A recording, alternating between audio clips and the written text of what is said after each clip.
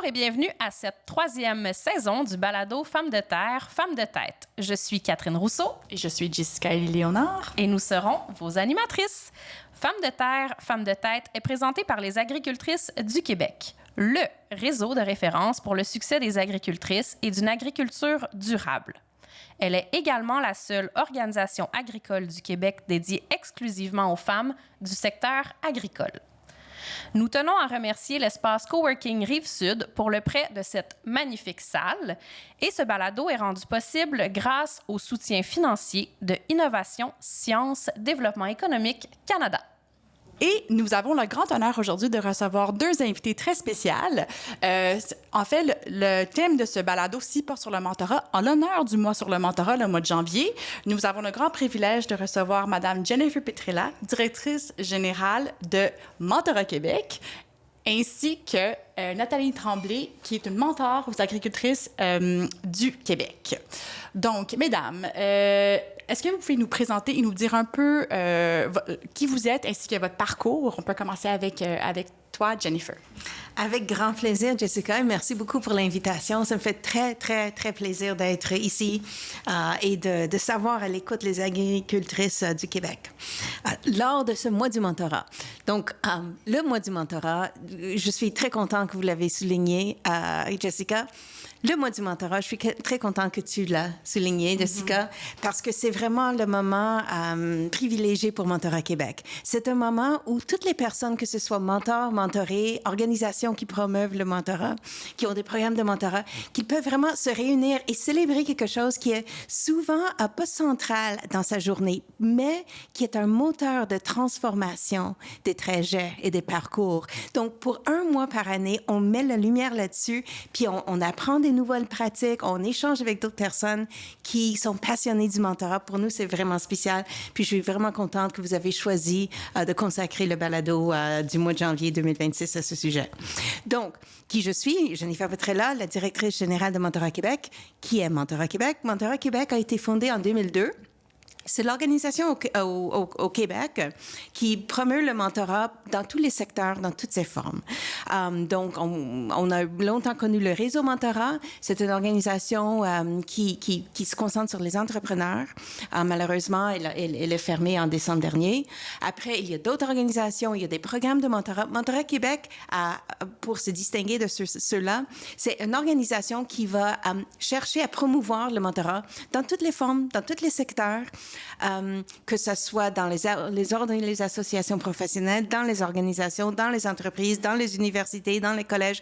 Nous, on prend comme position que le mentorat peut bénéficier au parcours de tout le monde à un certain moment donné.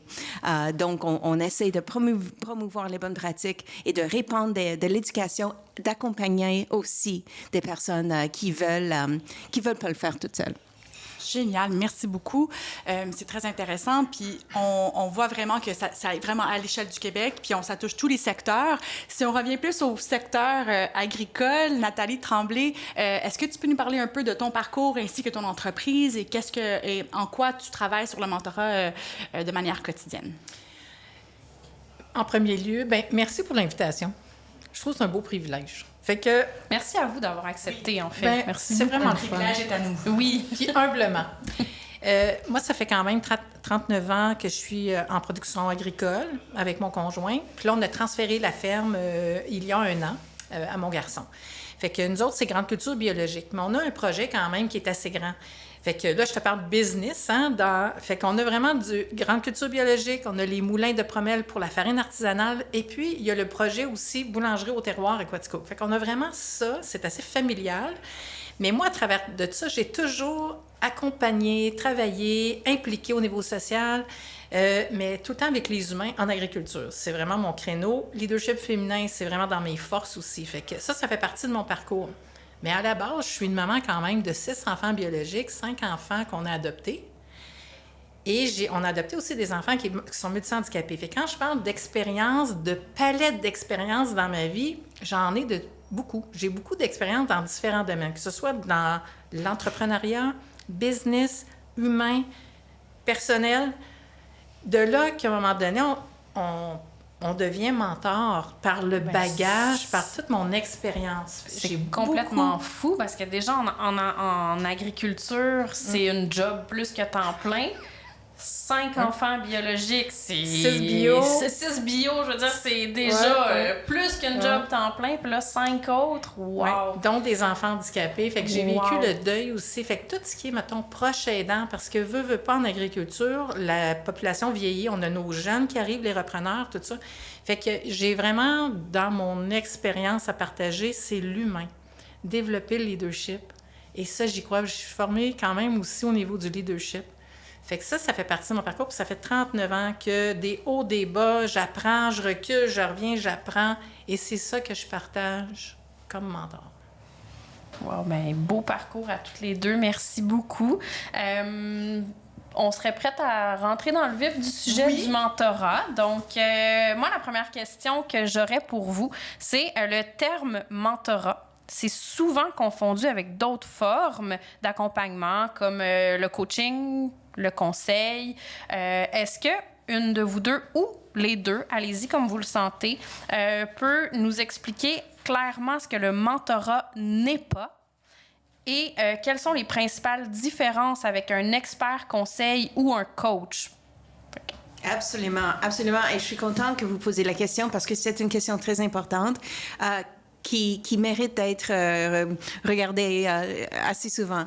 Donc, la différence entre le coach et le mentor est essentiellement le fait que le coach, il a une formation pour accompagner quelqu'un pour que cette deuxième personne développe certaines compétences que le coach n'a pas forcément lui ou elle-même. Le coach ne puise pas dans son expérience personnelle pour accompagner la personne coachée. Le coach s'appuie plutôt dans une pédagogie qui lui est enseignée. C'est quelqu'un qui est certifié, qui doit maintenir ses connaissances à jour pour continuer sa certification. Mais moi, je peux coacher quelqu'un en finance, par exemple, si j'étais un coach, qui j'avais cette pédagogie, cette structure, ces outils-là pour faire réfléchir la personne. Alors que la qualification première d'un mentor ou d'une mentor, c'est l'expérience. Donc, une mentor, justement, c'est pas forcément quelqu'un qui a une certification en mentorat. Par ailleurs, cette certification, c'est une question qui est en débat parce qu'on ne veut pas trop formaliser le mentorat. On veut que les personnes qui ont de l'expérience se mettent à la disposition des personnes qui se posent des questions pour se baser sur leur expérience, pour leur dire, écoutez, je vais vous aider à réfléchir, je vais vous donner les questions qui me viennent à l'esprit, étant donné que j'ai passé pas par là, mais par quelque part comme semblable. Et je vais vous dire que selon mon expérience, qu'est-ce qui a marché comme pour moi, qu'est-ce qui n'a pas marché.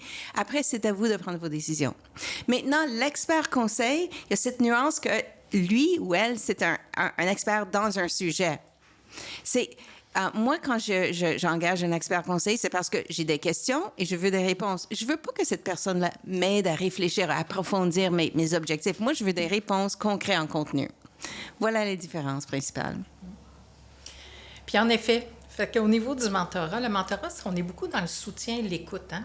On est dans ce rôle-là, mais je vais partager de l'expérience, du vécu. Par contre, je vais faire quand même du reflet. Je suis beaucoup à faire du reflet pour amener en processus la personne. J'ai un pouvoir d'influence, hein? Nous avons un pouvoir d'influence. Puis moi, je ne peux pas changer les gens. Par contre, je peux juste influencer la personne à vouloir peut-être s'améliorer. Puis juste le reflet, juste dans de la prise de décision, ça peut vraiment faire du sens. Fait que, et quand que je tombe dans de l'accompagnement à la ferme, dans mon entreprise Alliés de votre réussite, quand je fais, puis je rencontre des gens partout dans le Québec, là, je suis vraiment dans, je mets mon chapeau d'accompagnatrice, on travaille ensemble, trouve des solutions et tout ça. Puis parfois, dans le mentorat, on n'est plus posé. Fait qu'on partage, c'est ça, puis c'est là, des fois, je vais dire, là, on n'est plus dans l'ordre du mentorat. Je vais mettre mon chapeau d'accompagnatrice, là. Je ne donne pas de titre, de qui je suis. Puis là, on va parler des vraies affaires. C'est difficile de jumeler non, les chapeaux? Moi, je suis capable de... Facile? Pour toi, c'est facile? Moi, c'est facile, puis je reprends ma posture après. OK. Ouais. J'aime ça, c'est une question de posture. Puis j'ai beaucoup aimé que tu dises qu'il y a j'ai le mot pouvoir, mais c'est pas tant pouvoir, mais l'influence. Oui, c'est ça, l'influence au niveau du mentorat. Puis comme tu disais, d'entrée de jeu, l'humain. C'est très l'être humain aussi. Personnalisé dans l'approche. Et je suis curieuse, avec Mentorat Québec, est-ce que ça vous arrive des fois de dire à une boîte ou à une compagnie « Ah non, c'est pas du mentorat dont vous avez besoin. » Donc, ça arrive souvent de pas refuser des gens, mais les envoyer vers d'autres sources. Absolument, absolument. Le mentorat est là sa place. Service conseil à sa place, coach à sa place. Et puis, quand on forme les mentors, on les encourage, on leur donne des cases, mais on les encourage à faire comme Nathalie vient de le dire. Tu sais, rien ne vous proscrit de mettre votre chapeau d'accompagnateur, mais il faut quand même être clair parce que il y a aussi les attentes de la personne mentorée à gérer. Hein? Parce que si on n'est pas clair dans la distinction, la personne mentorée peut s'attendre de nous qu'on soit, par exemple, un expert conseil.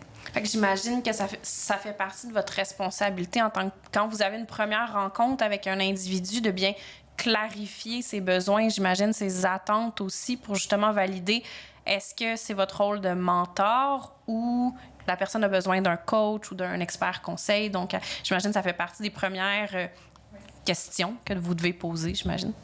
Quand le service de mentorat pour les femmes entrepreneurs avec l'Union des cultivateurs franco-ontariens, là, moi, j'ai vraiment comme adhéré par cette porte-là, on clarifiait en partant. Puis là, on avait comme un petit cadre, mais après ça, là, moi, j'y vais intuitivement parce que je pars le matin, où est-ce qu'elle est la personne? Même si j'ai un objectif à atteindre parce qu'elle voudrait atteindre ça, moi, je vais partir avec la personne. C'est sûr que j'ai de l'expérience là, qui fait que je vais aller m'ajuster, puis à partir de là, je travaille. Puis j'accompagne, puis j'écoute, that's it. Et là, je réajuste. Et justement, lorsque vous travaillez avec ces gens-là, avec ces personnes-là, c'est quoi les grandes tendances que vous observez en ce moment dans le monde du mentorat? Il doit en avoir beaucoup, j'imagine, les nouvelles tendances. En fait, je les ai notées parce qu'une fois que... c'est pas qu'il n'y avait pas assez, c'est qu'il y en a trop. Okay. Donc, j'ai fait une petite sélection. Tendance et évolution. Donc, on peut commencer par évolution peut-être.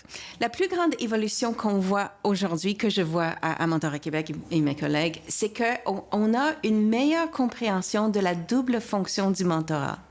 Donc, on a souvent pensé que le mentorat, c'était seulement une montée en compétences. Hein? Performance. Maintenant, on comprend un petit peu ce que Nathalie a dit tantôt, l'aspect humain. Parce que si on habilite l'humain, les compétences vont venir. Si l'humain a l'inspiration, a la confiance de s'y essayer, les compétences sont beaucoup plus faciles à acquérir que si elle hésite, elle ne sait pas trop, non. Donc, il y a cette double fonction de mentorat est de plus en plus reconnue. Par ailleurs, c'est intéressant parce que il y a eu la loi 27, je crois, dernièrement, qui a été mise en œuvre au mois d'octobre. Oui, c'est ça, la loi 27. Prévention continue des risques psychosociaux au travail. On comprend de mieux en mieux que les risques, l'état d'âme de la personne est primordial. En fait, si on veut une analyse très capitaliste, on va dire, pour la performance, mais aussi sociale, pour le bien-être commun et pour le bien-être des individus. Donc, on a maintenant, selon la loi, une responsabilité de prévenir ces risques-là. Et le mentorat, c'est pareil. C'est vraiment ancré dans, je pense, selon mes observations, c'est vraiment de plus en plus ancré, cette compréhension que j'ai un rôle à jouer. Nathalie a utilisé le mot d'influenceur. C'est une influence qui n'est pas par un lien de pouvoir ou un lien hiérarchique. C'est une influence par sa posture intérieure, sa dignité humaine, son intégrité. Et puis, d'où vient tout le pouvoir de la personne mentor et comment le mentorat le développe lui? Parce que je ne vais pas utiliser de mon influence pour dire à l'autre quoi faire. Je vais utiliser de mon intégrité pour inspirer la personne. J'aime ça, inspirer la personne. Voilà, c'est ça. Puis je reprends le filon sur le mentorat aussi quand on parle de notre responsabilité, parce que quand on arrive avec une personne qui lève la main, qui veut être mentorée, elle aspire à quelque chose, cette personne-là. Tu sais, fait qu'il y a un respect de l'humain, hein, beaucoup. Puis moi, je crois en l'humain. À la base, là, je crois en l'humain. Tu sais, il y a tellement de potentiel, c'est tellement beau. Puis souvent, nous, comme mentors, par expérience, on va voir plus loin que la personne. On est capable de voir plus loin où est-ce que cette personne peut se rendre. Puis après ça, c'est de l'inspirer, hein, à développer ses habiletés ou d'aller connecter avec ça. Fait que c'est vraiment beau. Mais ça arrive aussi, et ça fait partie du quotidien. Puis j'en parlais justement quand j'avais eu des formations avec Réseau Mentorat Ontario, où est-ce qu'à un moment donné, il faut poser la question. Moi, je suis sentinelle pour la prévention des suicides. Fait que s'il arrive quelque chose, puis je peux poser la question directement. Puis les autres personnes qui étaient mentors, ils disent « Ah, on va jusque-là. » Oui, parce qu'on a une personne qui peut être vulnérable à un certain moment. Surtout en agriculture. Hein. Oui, et voilà.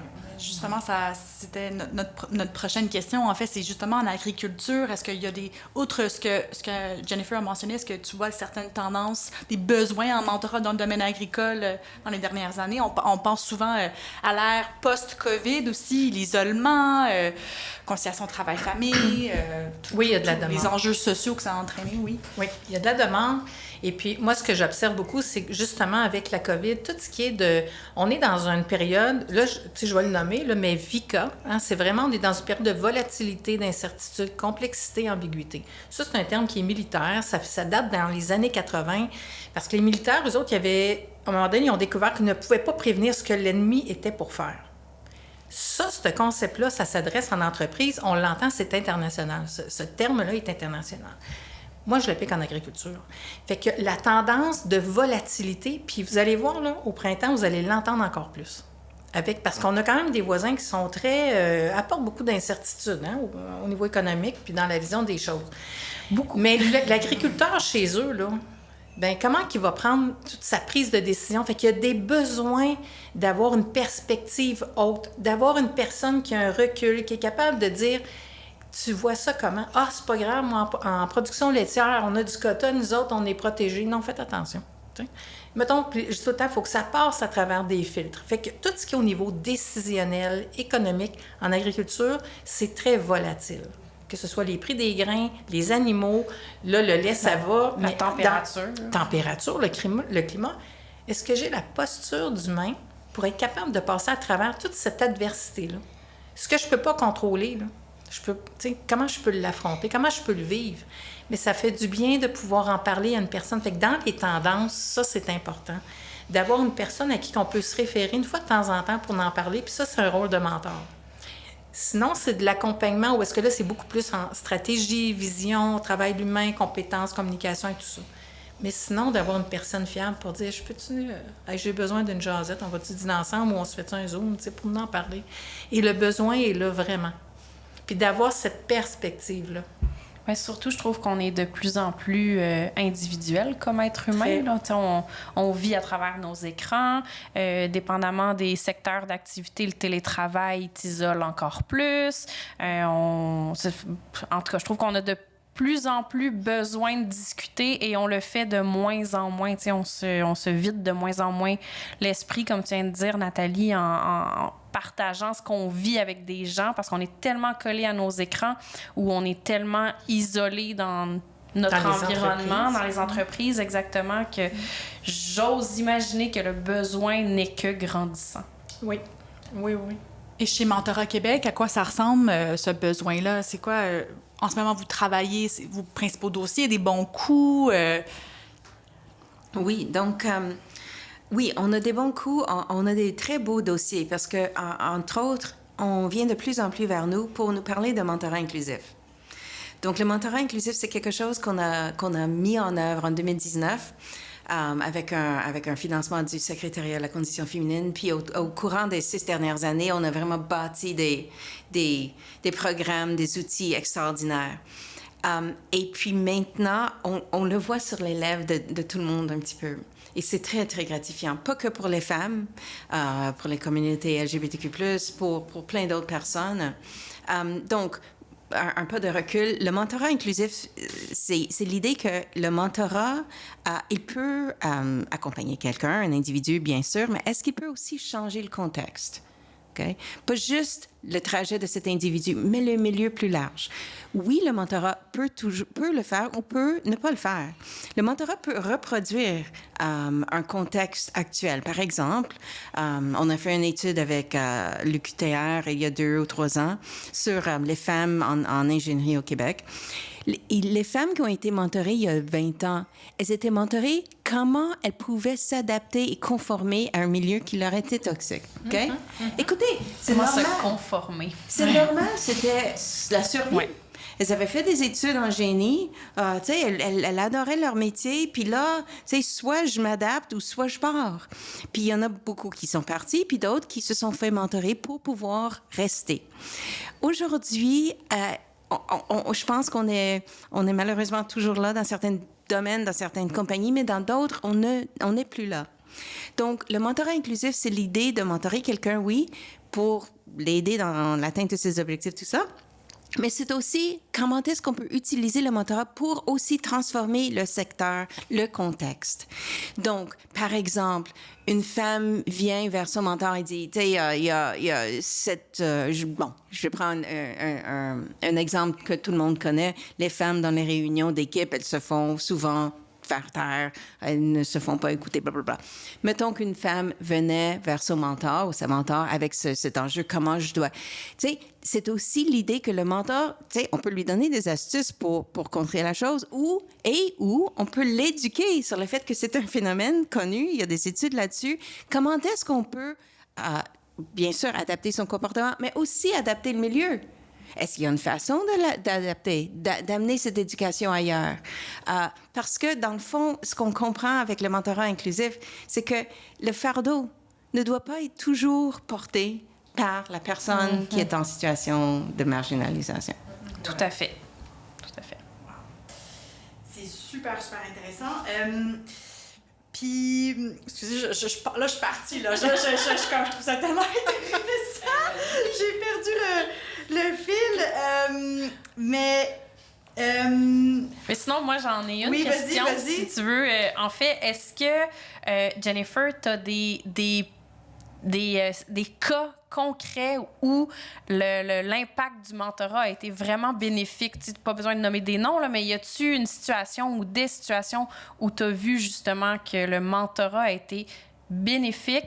Je dis Jennifer, mais Nathalie, n'hésite pas aussi, là, si tu as des cas, toi aussi, à jump in. Puis, ça va être très complémentaire parce que Nathalie va pouvoir donner des exemples anonymisés d'individus. Et à Mentorat Québec, nous, on accompagne les organisations. Donc, par exemple, on a un programme qui s'appelle le Parcours en mentorat inclusif. On prend 5-6 organisations ensemble, puis on leur donne 15 heures de formation, comment conceptualiser, implanter et évaluer un programme de mentorat pour leurs membres, pour leurs employés. Et puis là, ce qui est intéressant, c'est qu'on le voit dans tous les secteurs. Les ordres, les associations professionnelles, les nutritionnistes, les comptables, les notaires, on le voit beaucoup dans le secteur de la construction, dans l'ingénierie, dans les CPE, dans les manufacturiers. Donc, on voit à quel point le Québec s'ouvre à cette forme d'accompagnement et comprend que ce n'est pas réservé à 2-3 secteurs traditionnels, mais que vraiment, ça peut bénéficier beaucoup de monde. J'aime beaucoup que tu as nommé des secteurs majoritairement masculins, mais tu as nommé CPE, qui est majoritairement féminin. J'aime que, tu sais, justement, c'est pas juste les traditionnellement hommes, mais traditionnellement féminins aussi, qui a ce désir, justement, de devenir plus inclusif. Puis il y a l'Ordre des infirmières aussi, non? L'Ordre des infirmières, un programme de mentorat, nutritionniste, diététiste qui est largement féminin. Et les orthophonistes? Orthophonistes. Oui, je me souviens. Oui, absolument. Donc, il y a vraiment une panoplie de secteurs. C'est une panoplie de secteurs et c'est intéressant parce que la raison pour laquelle ils viennent vers le mentorat va être différente selon le secteur. T'sais? Par exemple, les nutritionnistes diététistes, elles travaillent souvent seules. Il y a une nutritionniste dans un hôpital. Donc, le mentorat pour quand elle veut se poser des questions, elle a le faire. Les comptables, c'est beaucoup les personnes qui ont été formées à l'étranger, qui ont des compétences, mais maintenant, elles doivent s'adapter. Donc, le mentorat, c'est intéressant comme quoi il peut être applicable à des situations différentes. Intéressant. Et en agriculture? Ben moi, je le vois en agriculture, Oui. il y a vraiment des besoins. Mais c'est tout le temps la question, oser lever la main. Fait que c'est sûr, du côté des femmes, c'est plus facile de lever la main et de dire « Ah, j'aimerais ça aller chercher de la compétence ou avoir quelqu'un, un mentor et tout ça. » Fait que ça, c'est plus facile. Du côté des hommes, c'est moins évident. Moi, je travaille beaucoup avec des hommes aussi, là. Puis quand je parle d'accompagnement, mettons VIP, où est-ce que là, je suis disponible parce que c'est dans les hauts niveaux, les exécutifs provinciales, nationales. Fait que, tu sais, là, c'est autre chose. Mais le besoin, là, c'est d'être considéré. Le fait d'avoir une personne, c'est qu'on la considère, cette personne. Fait qu'on donne une valeur à cette personne-là. Juste ça amène un changement. Fait que dans les tendances, dans les besoins, il y en a des besoins. Puis je le vois beaucoup avec la relève aussi. Parce que la relève, ils vont travailler avec l'équipe et tout ça, mais il y a quand même un besoin de ce côté-là pour avoir des perspectives au niveau du transfert, pas juste de voir ce que les parents, comment ça fonctionne, mais d'avoir une perspective extérieure de gens d'affaires, ça, c'est important. J'imagine aussi, tu viens de le dire, d'être considérée, une relève, comment elle peut être considérée par ses parents ou grands-parents, dépendamment de qui elle prend. Là. Oui, exactement. Il y a des conflits intergénérationnels, surtout, on le voit dans le domaine de l'agriculture, surtout en termes, tu travailles beaucoup en transfert de ferme, donc... On voit 3 générations, hein, là. Là, les cousins-cousines embarquent, là. Là, on est dans les années cousins-cousines, là. Des jeunes, nos jeunes, c'est dans le fond, c'est nos plus vieux Z, dans la génération Z. Là, c'est eux autres qui arrivent présentement. Ils ont une vingtaine d'années, là, 20, 24, là, puis là, ça arrive. Puis nos alphas qui viennent au monde, là. Il faut les préparer, eux autres aussi, parce que veut pas, là, ça va être quoi la... mais ça, le mentorat, là, il y a un rôle, là, pour inspirer. C'est pas décourageant, mais c'est inspirant de savoir qu'on peut développer du potentiel, puis on peut sortir de l'agriculture aussi. Là, je déroge là, complètement, mais tu viens de parler des alphas, tu sais, qui viennent au monde. C'est là, nos enfants, qui sont nos enfants, c'est vos exactement. Puis qu'il faut les préparer tout de suite. Puis je suis comme, mon Dieu, mais comment je peux mentorer, influencer mon enfant pour que dans 15 ans, 20 ans, quand elle sera rendue dans la vingtaine... En tout cas, je déroge, mais tu viens de me faire allumer quelque chose que j'ai pensé à ma fille tout de suite. Puis toi aussi, là, Jessica, t'es maman de 2 jeunes enfants. Alpha, toi aussi. Oui, alpha. Mais aussi, à vous écouter parler, je trouve ça vraiment intéressant lorsqu'on ramène ça aux enjeux familiaux, si on veut. Puis j'ai lu ça quelque part, je me souviens pas où, mais on avait parlé d'un mentorat inversé. Donc, c'était pas nécessaire. Je sais pas c'était où que je l'avais lu exactement, mais avez-vous déjà vu ça?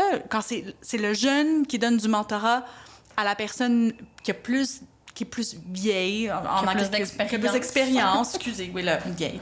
Mais quoi que c'est un privilège de vieillir, moi, c'est ça que je dis. Donc, avez-vous déjà entendu de ça, parler de ça? Ça prend de l'ouverture. Ah, oui, je m'en suis doutée. On commence comme ça. Parce que c'est pas naturel. C'est pas une relation mentorale naturelle. Par contre, il peut avoir des belles notions, parce que moi, je dis tout le temps, nos générations, moi, je fais partie d'une certaine génération. Fait que là, mais l'avenir dépend de nos jeunes, là. C'est eux autres qui vont décider, là. C'est leur vague à eux. Moi, je ne sais pas que je suis en fin de vague. Mais tu sais, je suis comme dans ma posture que tout ce que je peux faire comme empowerment, de transfert de connaissances, je vais le faire, tu sais. Pour justement développer la volonté, cette espèce de vision-là, c'est ça qu'on a besoin quand on parle de nos jeunes. Développer la volonté. Développer la volonté. La persévérance. Je suis d'accord. Je pense que le mot ouverture, j'ajouterais même humilité. Beaucoup d'humilité. Et puis, pour moi, c'est un choix. J'ai un choix à faire. Est-ce que je veux... quelle posture je veux? Est-ce que je veux la posture que, bon, moi, j'ai un certain âge, je sais ce que je sais. Bon, c'est très intéressant ce que vous avez à dire, mais bon. Ou est-ce que je prends la posture, je veux apprendre, je veux changer, je veux délibérément aller vers quelqu'un qui n'est pas comme moi et leur poser la question... qu'est-ce que je pourrais faire de différent? Comment je pourrais me modifier, m'évoluer? Dans le fond, tu sais, je pense pas qu'on a le choix. Soit on évolue, soit on se calcifie. Malheureusement, je pense pas qu'on peut rester sans rien faire, pas pour très longtemps. Hein? C'est comme les muscles. Hein? Si on va pas au gym, ben, ça se passe. Mais c'est challengeant de se faire dire, tu sais, comment je pourrais le verbaliser, là, pas de se faire dire quoi changer, Oui. mais tu sais, de justement d'être confronté à la personne qu'on est dans nos qualités comme dans nos défauts, surtout nos défauts, c'est très challengeant là, de j'aime que tu dises ça prend de l'humilité, beaucoup. Humblement, parce que quand on bâtit une relation mentor-mentoré, mais il y a un lien de confiance. Mais on s'attend... Moi, je veux pas seulement dire ce que l'autre veut entendre. Parce qu'on a assez un beau lien de confiance pour être capable de parler des vraies choses, d'adresser les vraies choses. Il n'y a pas de vérité, mais il y a une observation, il y a une expérience qui peut parler. La personne va dire « Oui, mais ça, je me sens moins là-dedans. » Mais d'avoir l'honnêteté, l'authenticité de dire les choses. Puis c'est pas pour blesser, c'est pour améliorer. Fait que, mais ça, c'est l'art, hein? On parle de l'art et la science, hein? Rendu là, c'est vraiment dans la maîtrise, la façon de l'aborder, puis de dire, est-ce que tu me permets que je puisse te parler? T'sais? Je pense que quand on commence de cette façon-là, est-ce que tu me permets de te dire, tu sais, vraiment mon ressenti ou ce que je veux te dire? Généralement, ça commence mieux. C'est respectueux, parce que l'objectif, c'est d'accompagner, de soutenir la personne. Puis après ça, la personne en fait ce qu'elle en veut. Puis moi, j'ai souvent entendu qu'une relation mentorale, c'est gagnant-gagnant pour les deux personnes, que ce soit le mentor ou la mentor et le ou la mentorée, dans le sens où les deux apprennent, tu sais, les deux retirent quelque chose. Ça dépend, Catherine. Mais en fait, j'allais poser la question, est-ce que vous êtes d'accord avec ce que j'ai souvent entendu? Ouais. Donc, je pense que en théorie, c'est vrai. Mais si on a une personne mentor qui a son idée faite et qui veut impartir son idée, donc dans ce cas-là, cette personne-là va peut-être moins apprendre et va peut-être ressortir la relation avec une idée fausse, une fausse idée de ce qui s'est passé. Est-ce que c'est un bon mentor? Est-ce que c'est considéré comme étant un bon mentor à ce moment-là? Qu'est-ce qui est un bon mentor? Vous n'êtes pas obligé! Bien, c'est délicat, hein? Parce que la personne, mettons, si c'est juste dans un sens, ça marche pas. Parce qu'on est en échange. C'est ma vision, moi, du mentorat. C'est peut-être moi qui est à l'opposé, là, mais il me semble que, comme tu as dit, Nathalie, moi, c'est une relation d'échange que je veux avec mon mentor ou ma mentorée, dépendamment de quel rôle je joue, mais bref.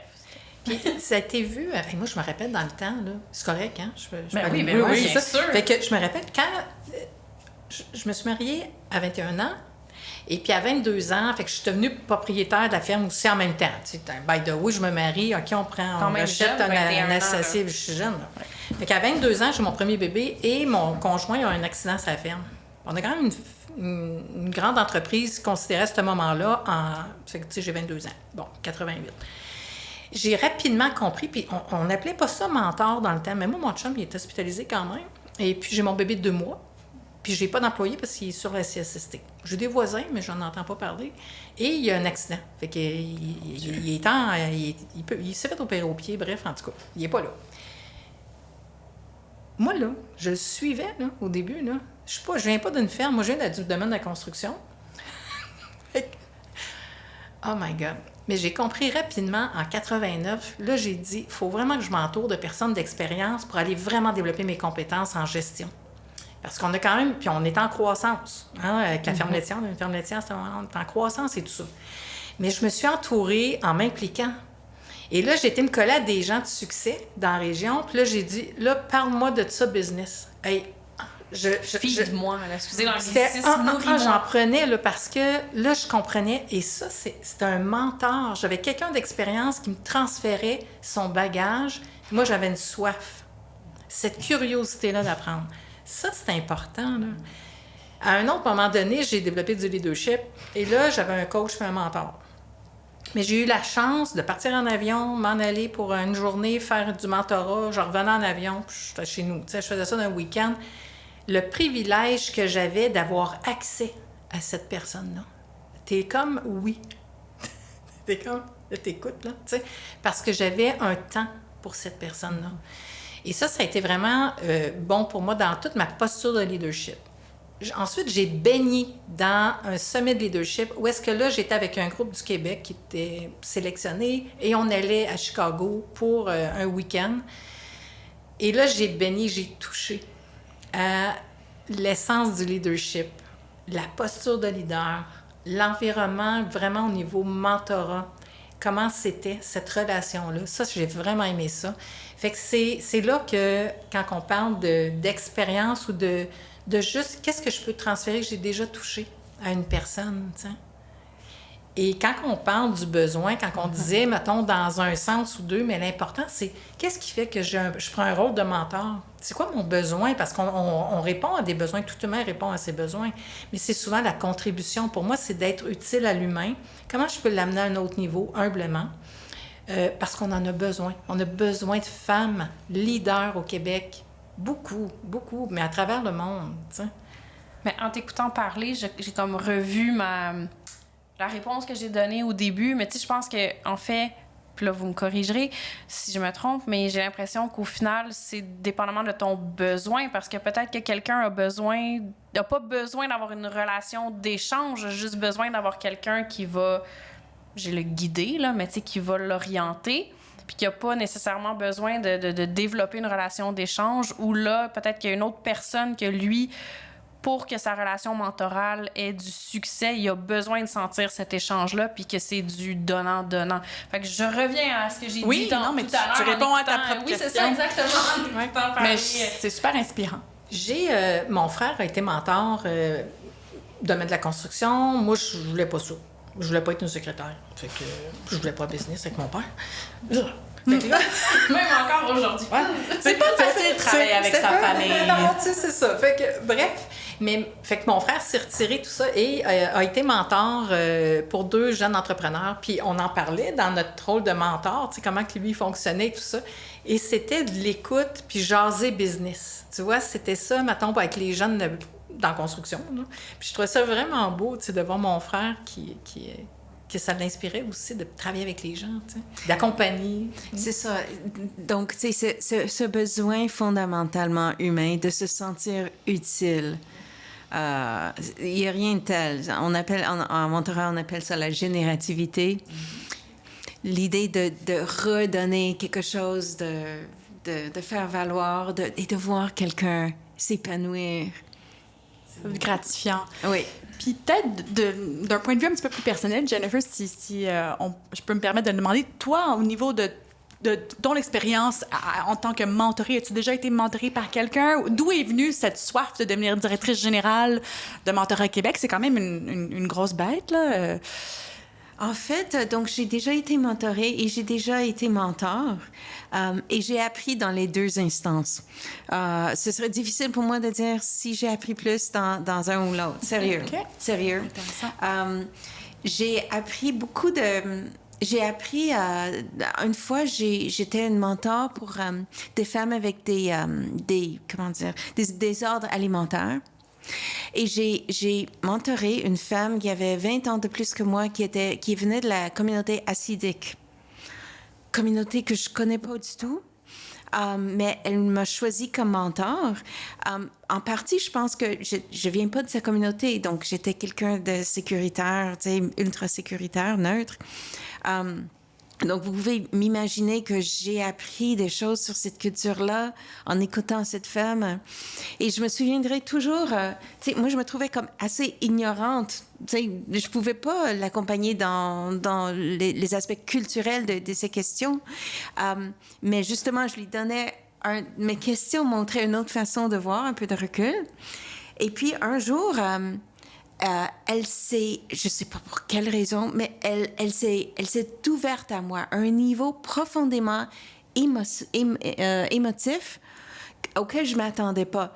Tu sais, le mentor, tu sais, parfois il met le chapeau d'accompagnateur, parfois, tu sais, il peut mettre ce chapeau-là d'être humain, d'écouter l'autre personne, tout simplement au niveau humain. Ben, c'était la posture qu'on m'avait demandé ce jour-là et j'ai rien dit. Je l'ai écoutée. Elle a exprimé des choses qui lui avaient été sur le cœur depuis 20 ans. Et ça lui a procuré un soulagement. J'ai rien dit, là. Je l'ai juste écouté. C'était assez extraordinaire et transformateur. D'autres moments dans ma posture de mentor... tu sais, je me souviens que j'avais une jeune femme avec moi qui voulait absolument... C'était le programme de mentorat pour les jeunes de l'Association des Nations unies du Canada. Donc, elle voulait absolument, elle me parlait de ses projets, c'était sa première année universitaire, puis elle voulait absolument travailler pour les Nations Unies. Puis je l'écoutais, et comme j'ai travaillé plusieurs années pour des banques internationales de développement à l'étranger, je lui ai posé des questions, je connais un peu le milieu, j'ai posé des questions parce que je pensais pas qu'elle voulait vraiment. Je pensais qu'elle avait une idée glorifiée. Elle idéalisait. Et idéalisée. Puis je posais des questions, puis, tu sais, je voulais pas trop la pousser, mais c'était ma responsabilité de poser quelques questions pour la faire réfléchir, puis elle n'aimait pas trop mes questions. Ça la challengeait. Mais le mois prochain, elle m'est revenue puis elle m'a dit, écoutez, merci pour vos questions. J'ai fait des recherches et je ne veux pas travailler pour les Nations Unies. Je veux travailler pour une organisation grassroots en développement international. Et une chance que... Imaginez si elle était partie travailler aux Nations Unies, qu'elle avait tout sacrifié pour se rendre là, puis que finalement, elle se rend compte 6 mois plus tard que...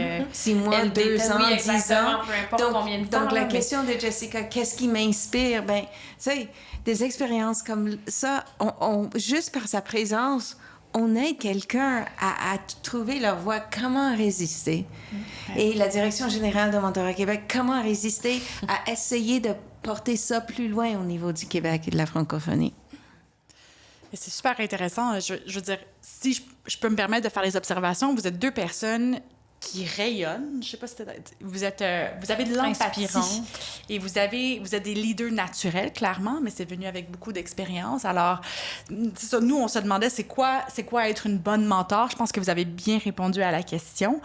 Maintenant, c'est quoi le rôle et la responsabilité d'une mentorée? Parce que c'est qui fait les premiers pas? À quoi ressemble cette relation mentorale?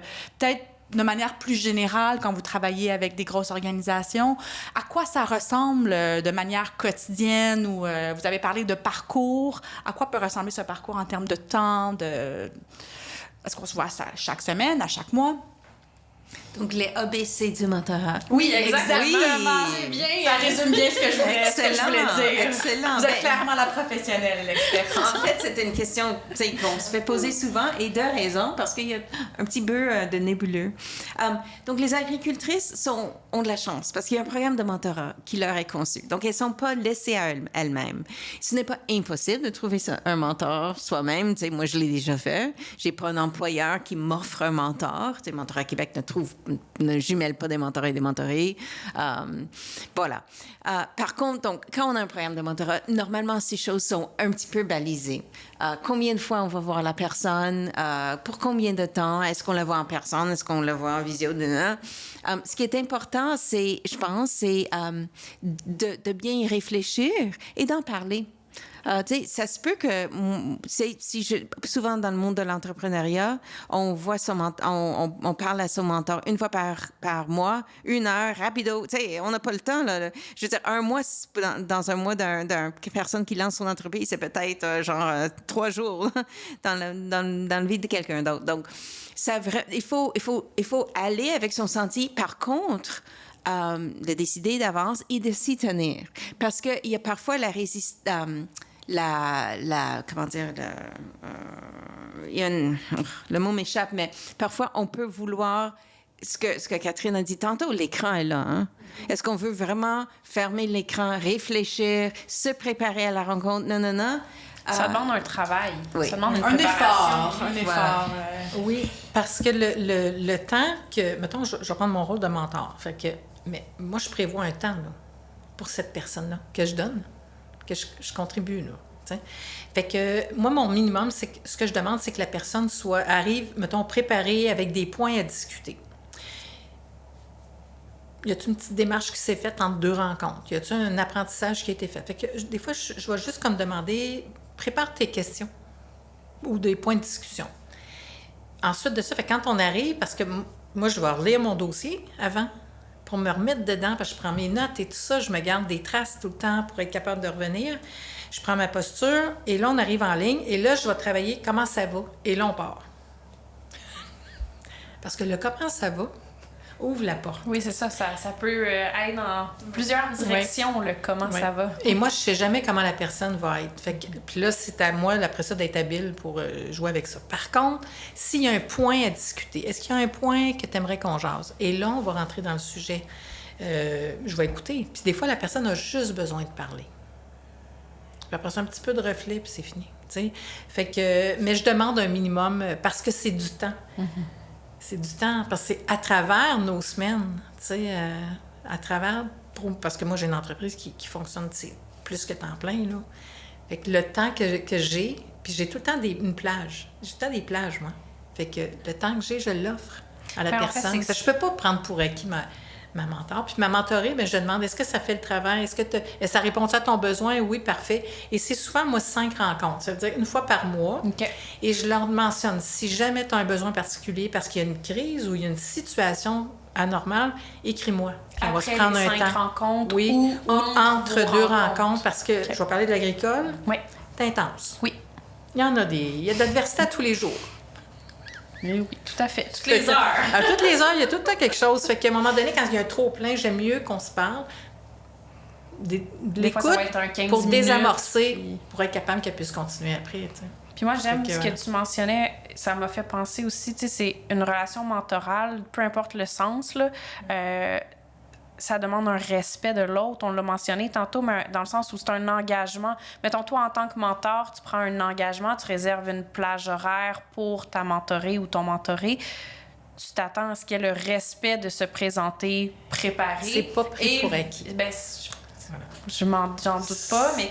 Et à l'inverse aussi, si tu es mentoré, tu t'attends à ce que ton mentor arrive préparé, qui respecte l'engagement aussi. C'est ça, c'est vraiment une relation de respect. Oui, c'est un engagement qu'on prend au début. Puis je pense qu'il y avait l'enlignement, là, mais moi, c'était souvent, mettons, c'était 5 rencontres, là. Puis la 6e, s'il y avait un besoin particulier. Puis souvent, le 2-3 mois, parce que moi, j'ai des mentorés, là, tu sais.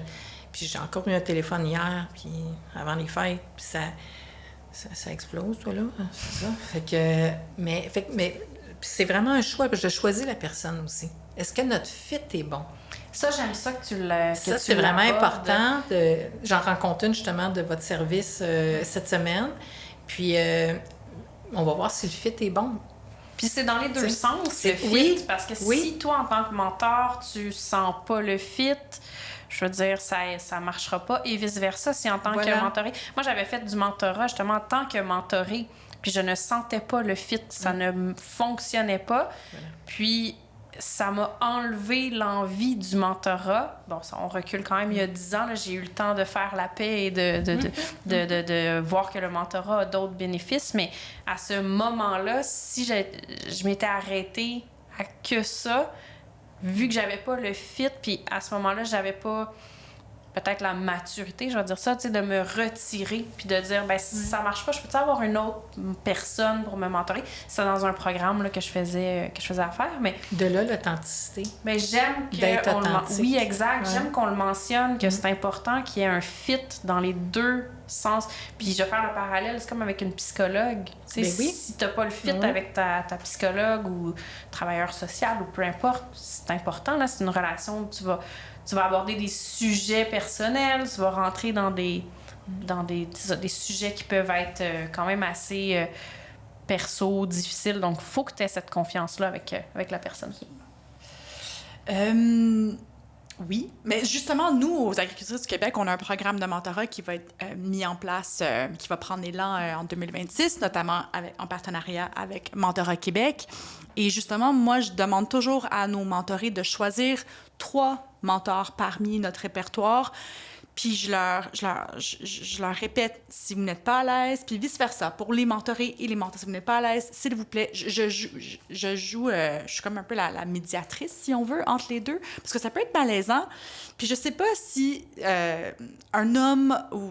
il y a une différence entre un homme et une femme. Une femme, des fois, on est comme un petit peu plus gêné. C'est une généralisation que je fais, mais c'est une question aussi. Puis je sais pas si chez Mentorat Québec... Vous voyez la différence entre la relation mentorale avec une femme, avec un homme? Est-ce qu'il y a des différences? Est-ce qu'il y a des différents défis que vous voyez de manière régulière? Ça dépend tellement sur le contexte, sur le milieu, sur la génération, sur les personnalités. On a fait une étude une fois sur les études qui se portaient sur le jumelage en mentorat.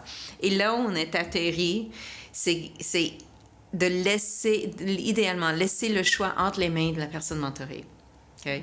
Parce que, par ailleurs, tu sais, j'ai fait aussi des entrevues dans mon entourage pour complémenter un petit peu les données des études. Puis je me souviendrai toujours de Chloé Freslon. C'est la fondatrice d'une organisation qui travaille sur les femmes en tech. Et puis elle a dit que dans sa dernière relation mentorale, elle a fait exprès pour choisir un homme. Elle avait toujours été jumelée avec une femme parce que les femmes en tech, tu sais, ils courent pas les rues. Puis elle voulait cette expérience-là, elle voulait l'exemple, c'était très important pour elle. Mais à un moment donné, elle avait l'impression de comme faire le tour. Puis elle voulait voir ça du point de vue d'un homme. C'est un exemple parmi d'autres pour, tu sais, encourager, comme vous dites, comme tu dis, Jessica, tu sais, on pose la question à la mentorée. Faites un choix, et si, tu sais, fait un effort quand même, mais si ça colle pas, ça fit pas. Puis après, on va passer à autre chose. Puis l'idée vraiment les praticiens en mentorat, c'est quelque chose qu'on entend de plus en plus.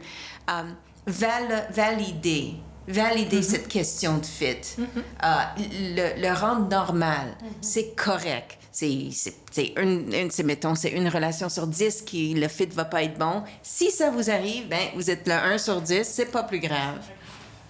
Mais j'aime ça qu'on revient au fit et tout.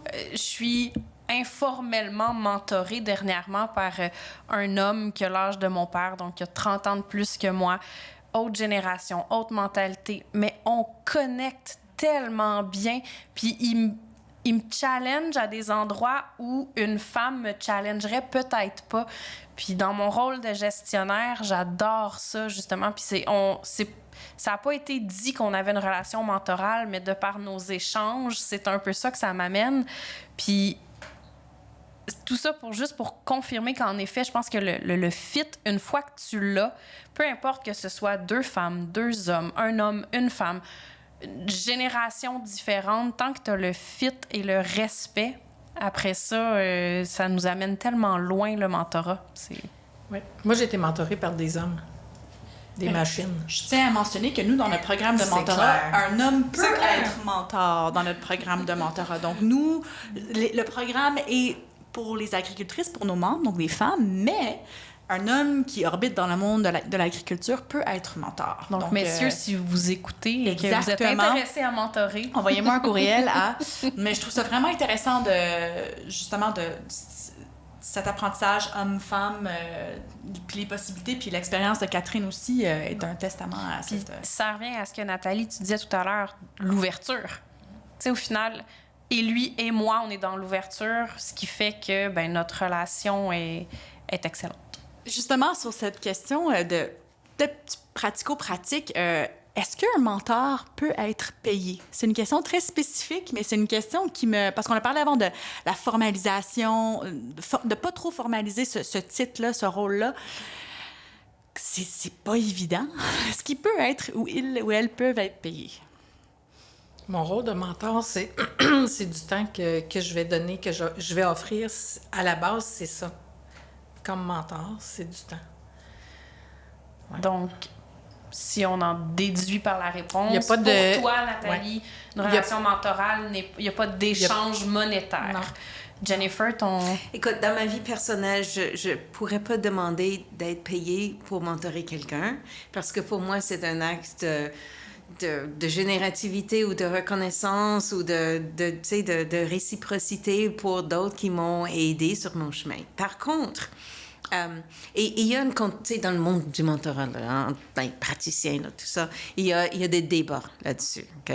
Puis il y a des purs et durs d'un côté et de l'autre.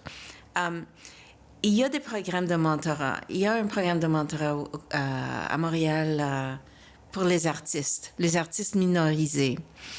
Ils paient et rémunèrent leurs mentors, qui sont des artistes minorisés. OK? Bon. Les artistes, ils ont réputation, ils ne gagnent pas beaucoup d'argent. Hein? Puis, tu sais, moi, je pourrais pas dire que je suis contre.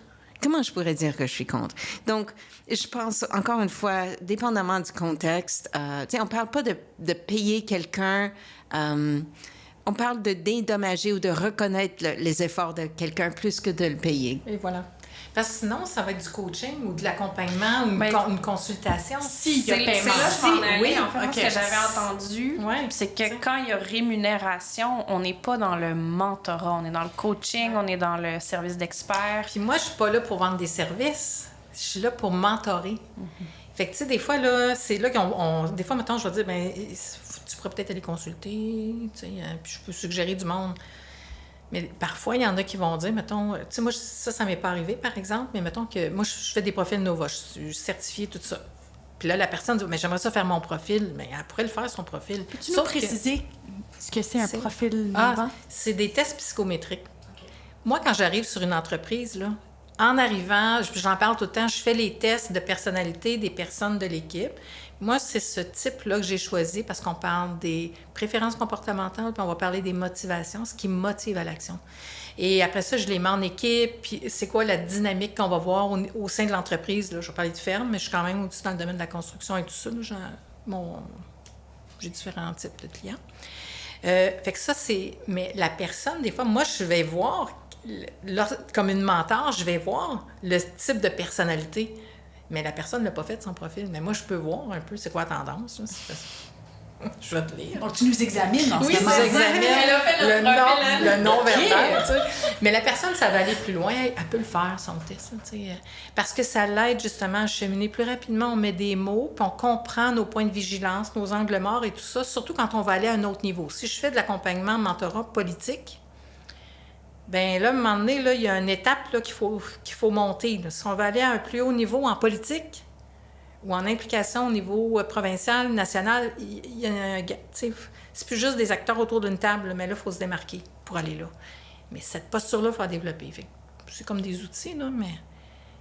J'aime ça, on n'a pas abordé, on a beaucoup parlé de mentorat en entreprise, mais tu viens de mentionner, tu sais, mentorat politique. Il y a d'autres secteurs que l'entrepreneuriat où est-ce qu'il y a des besoins en mentorat. En agriculture, ben on en a des gens qui s'impliquent et tout ça, puis à un moment donné, surtout là, au Québec. moi, j'observe.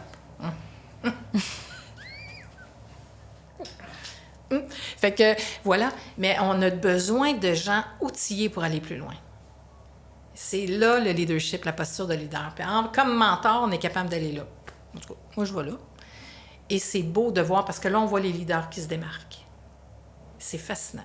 Mais nous, on les voit aussi parmi nos membres. Je veux dire, nous, on lutte beaucoup pour que les femmes soient plus présentes dans les lieux décisionnels, dont les syndicats locaux, régionaux et même au niveau de la Confédération. Puis justement, ce n'est pas si facile. Les études démontrent qu'une femme, elle ne rentre pas aussi facilement dans ces lieux-là et prend pas position aussi facilement. Là, on a besoin d'un petit boost de plus. En fait, oui, c'est intéressant. Donc, les études sur la place des femmes dans des milieux majoritairement masculins montrent, et pas que pour les femmes, pour tout groupe marginalisé, ça prend une masse critique. Si on a une personne, une femme autour de la table du CA, ou deux femmes, ça va être très difficile de changer les choses. C'est partir de 3. Voilà. Chiffre magique qu'on n'a pas. On n'a pas, exactement. Parce que, tu sais, même, mettons, ça doit être en 1990 à peu près, j'ai commencé à m'impliquer, moi. Puis j'avais 4 conseils d'administration, j'étais présidente dans 2. J'étais toute seule, là, de femme, là. Ouais, puis Quand surtout, c'était le temps de partir des projets, qui allait négocier avec les autres, là, ça prenait une femme, mais c'était... Tu sais, j'avais pas d'autres partenaires avec moi, là, assis autour de la table. C'était très, très masculin. Moi, je ris, là, mais c'est ça. Fait que, tu sais, aujourd'hui, on en cherche. C'est pour ça qu'il faut bâtir du leadership. Mais pour ça, la femme, elle doit avoir du temps. Ça prend une bonne gardienne à la maison. Il faut libérer du temps pour ça. Puis parfois, ce ne sera pas bien vu parce qu'il y a une entreprise. Ah, elle a des enfants, puis elle s'implique quand même. Puis il y a le jugement. Fait que ça prend toute une organisation comme femme pour pouvoir s'impliquer. Je payais pour faire du bénévolat. J'avais des gardiennes, j'avais une nounou chez nous, puis tu comprends? Ça prend de l'organisation. Ça prend un conjoint qui soutient. Si le conjoint ne soutient pas, ça ne durera pas longtemps. Fait que, puis quand l'homme s'implique, bien, ça prend le soutien de sa conjointe aussi, parce qu'elle prend le relais quand il part. Là, fait que ça, il y a toute une entente là, mais on a besoin de leaders. Moi, j'avais une question qui m'est apparue pendant que tu parlais, Nathalie. Est-ce que ça prend aussi pour la femme de la confiance en elle? Beaucoup. Beaucoup, hein? Beaucoup.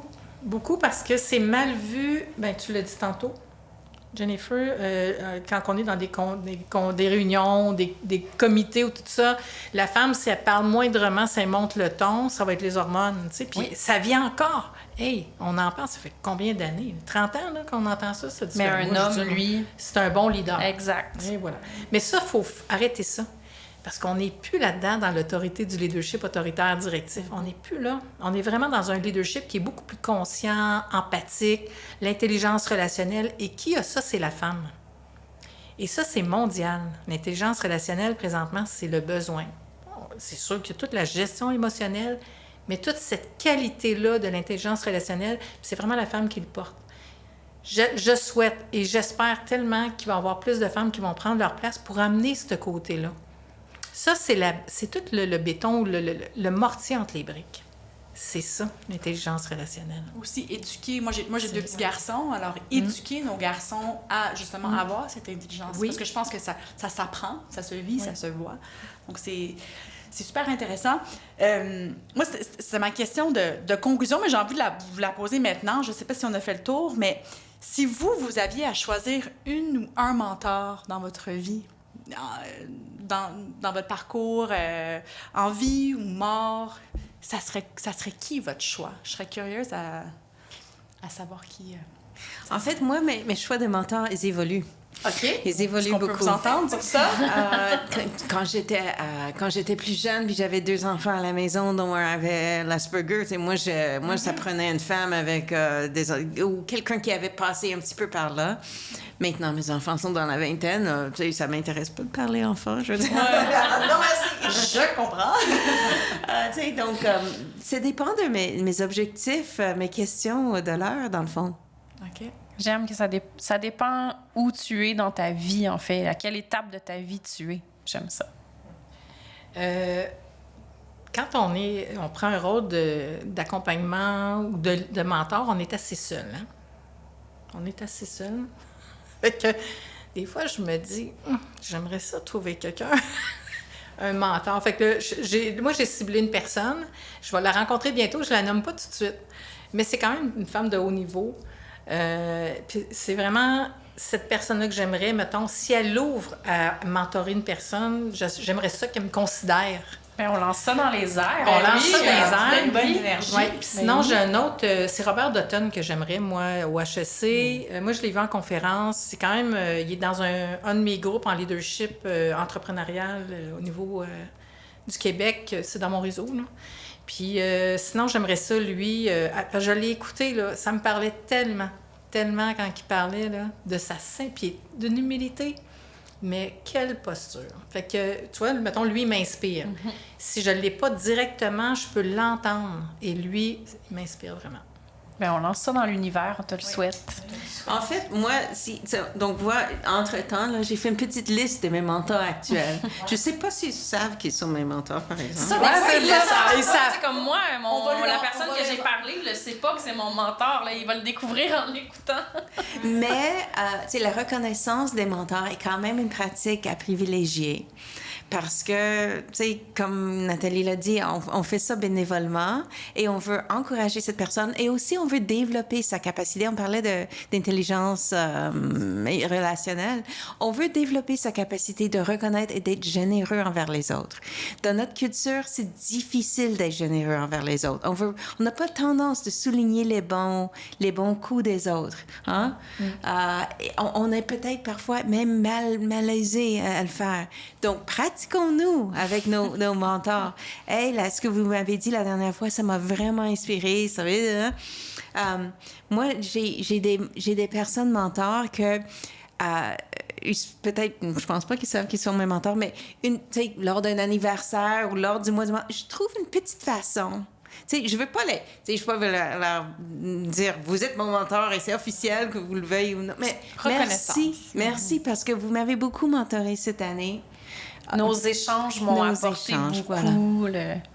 J'aime ça que tu mentionnes de prendre le temps de le souligner sans nécessairement justement formaliser que tu es mon mentor, mais de dire « Hey, la dernière fois qu'on a jasé de ça, là, si tu savais l'impact que ça a eu sur moi, ça a été merci d'avoir pris ce temps, ce moment d'échanger avec moi. » J'aime ça. Garde en tête. Dans la nature humaine, souvent, on va dire il y a des moments dans nos cycles de vie où est-ce qu'il y a eu des gens qui ont eu une influence extraordinaire ou un impact. Puis quand on le voit, mettons, puis des fois, c'est de réfléchir, là, mettons, vers 18 ans, y a-t-il quelqu'un qui a eu une influence ou que ça fait la différence dans ta vie? C'est qui? Tu sais, puis là, on repense à ça, mais dans notre parcours de vie, il y a des gens comme ça qui ont fait la différence dans notre vie et ils savent pas, tu sais. Mais de reconnaître, des fois, je me disais, on l'a peut-être pas en avant nous, mais de reconnaître, mettons, intérieurement, de dire merci. Tu sais, d'être en gratitude, de dire merci pour le mot que tu m'as dit, ça m'a tellement challengé, puis ça m'a fait grandir. Sur le coup, ça m'a fait un peu... mais C'est finalement... Ouais, mais c'est ça. Moi, j'ai des téléphones à faire. Moi, j'ai des remerciements à donner. Mais parlant de remerciements, à Oui. moins que Jess, t'avais une autre question, ou mesdames, s'il y a un sujet qu'on n'a pas abordé que vous aimeriez parler, sinon, mais moi, je profiterais de ce moment pour vous remercier. Merci beaucoup pour votre temps. Merci d'être présente aujourd'hui avec nous, mais merci de prendre de votre temps en général pour mentorer des gens. Merci beaucoup. Je suis certaine que s'il y en a qui vous écoutent, des gens que vous avez mentorés, je suis certaine qu'ils vont peut-être vous appeler pour vous remercier ou vous envoyer un courriel, mais merci beaucoup pour la différence que vous faites dans la vie de probablement plusieurs gens. Ce fut un plaisir de parler de mentorat avec vous en ce mois du mentorat. Oui, des discussions riches et je suis certaine que vous avez inspiré des auditrices qui nous écoutent à être mentorées ou devenir mentors. Donc, je rappelle que nous avons un programme de mentorat aux agricultrices du Québec. Et oui, merci beaucoup. Ça fut très riche de vous écouter et je suis in awe, comme on dit. Moi, ça m'a inspirée. Moi aussi. Moi aussi. Nous aussi. Merci. Merci beaucoup.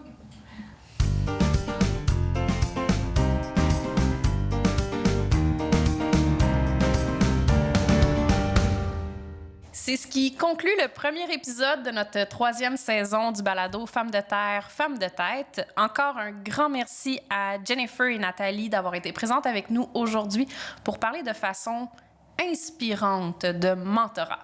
Jess, c'était ton premier épisode en tant qu'animatrice. Comment tu t'es sentie? Ça y est, c'est fait. Écoute, j'ai tripé. J'ai vraiment adoré ça. C'était super inspirant. La glace est brisée. Puis je suis vraiment excitée de continuer la saison avec toi, Catherine. Bien, très heureuse de t'avoir à mes côtés. J'en profite pour remercier Sandrine qui était présente avec moi pour les 2 premières saisons. On te salue, Sandrine. On te salue, Sandrine. Donc, si vous souhaitez approfondir le sujet, n'hésitez pas à consulter le site de Mentorat Québec. Vous y trouverez une multitude d'informations et des formations proposées aux organisations. C'est vraiment la référence en mentorat au Québec. Et vous pourriez suivre leurs prochains événements sur leur site web. Si vous êtes membre chez les agricultrices du Québec et souhaitez être mentoré par Nathalie Tremblay, qui était notre super invitée mentor aujourd'hui, rendez-vous sur notre site web agricultrice.com pour vous inscrire et vous pouvez également visiter son site web allievotreréussite.com pour plus d'informations à son sujet. Puis sinon, ben, nous, on se retrouve pour un 2e épisode très prochainement. Et d'ici là, n'oubliez pas de nous suivre sur les réseaux sociaux. Merci. Ciao! Bye bye.